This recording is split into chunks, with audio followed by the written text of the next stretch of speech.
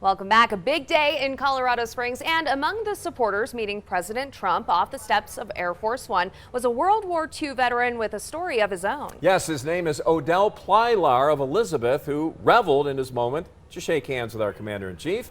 News 5 Sam Kramer in studio tonight with his story. Sam. Yeah, well, he stood at the front of the divider as the president walked over to greet his supporters, and then a candid conversation, fitting for a man who defended our freedom nearly 75 years to the day. With Air Force One touching down, Odell Plylar waited, among others, for his chance to greet the Commander-in-Chief. It's really something to get to shake your hand with a man that leads this country.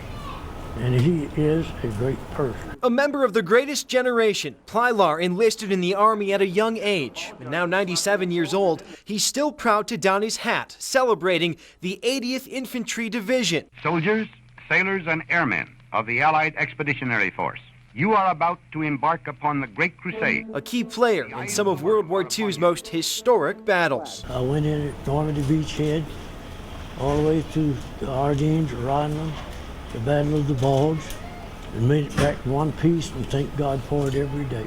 Before his trip to Falcon Stadium, the president stopping to greet some of the gathered supporters, including a conversation and photo with Plylar. He shook hands and said, "You look better than I do."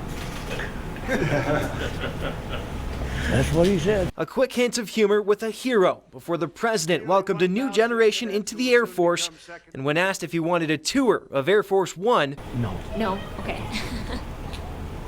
I've seen enough inside of planes. Now, with the motorcade waiting, Plylar's chat with President Trump was brief. He says, health permitting, he'll go to Washington, D.C. for a longer meeting. Always watching out for you, Southern Colorado. I'm Sam Kramer, News 5.